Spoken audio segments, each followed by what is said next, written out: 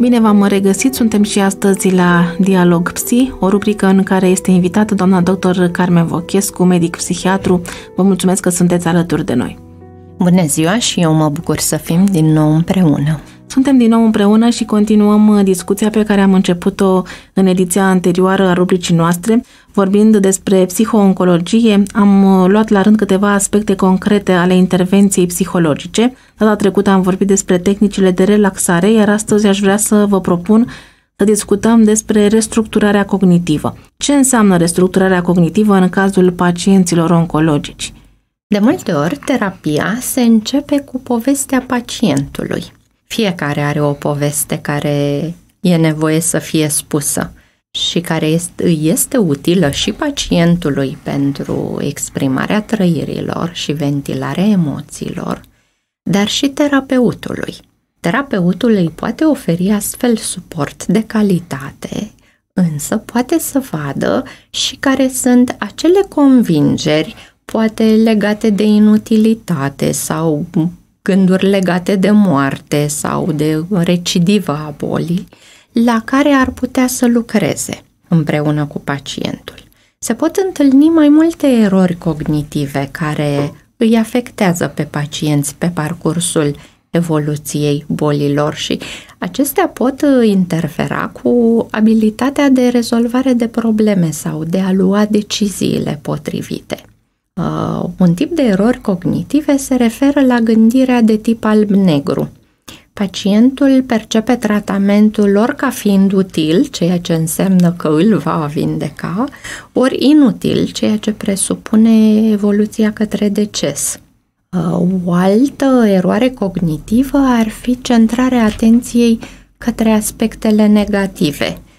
De exemplu, este copleșit de efectele secundare ale tratamentului, ale chimioterapiei, de obicei, fără a mai putea vedea și beneficiile acestuia. Sau centrarea asupra gravității bolii, ignorând dovezile care arată că tumora s-a redus în dimensiuni și că evoluează pozitiv. Terapeutul trebuie să însoțească pacientul pe tot acest parcurs al bolii. E vorba de o tranziție de la persoana care era înainte de diagnostic și noua realitate cu care se confruntă acum. De aceea, una dintre întrebările care se discută la psihoterapie este impactul cancerului asupra identității. Cine mai sunt eu astăzi? Cum m-a influențat boala?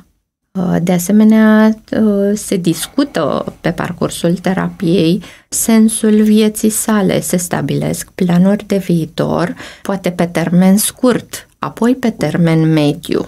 Pacientul are nevoie să se simtă competent și stabilirea aceasta de planuri pe termen scurt care pot fi realizabile, precum și implicarea în activități pe măsura posibilităților lui actuale, îi distrag atenția de la starea de boală, dar îl și ajută să simtă că are măcar parțial controlul.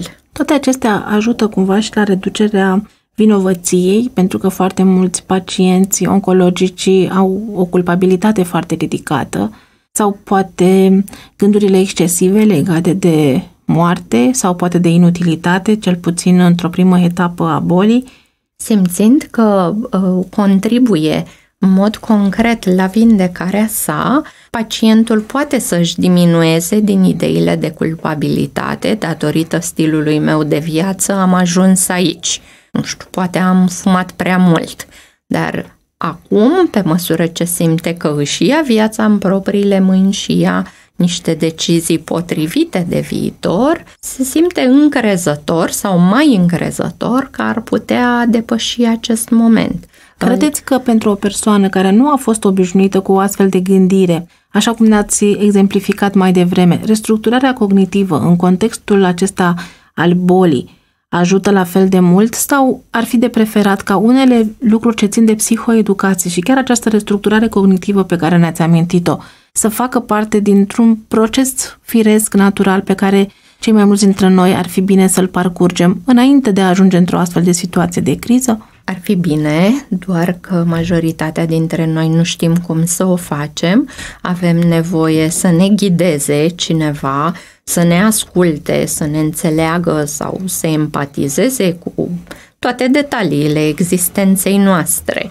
Poate după un proces de terapie, pe viitor am putea să ne înfruntăm propriile gânduri eronate sau alte provocări de acest gen cu care ne vom confrunta.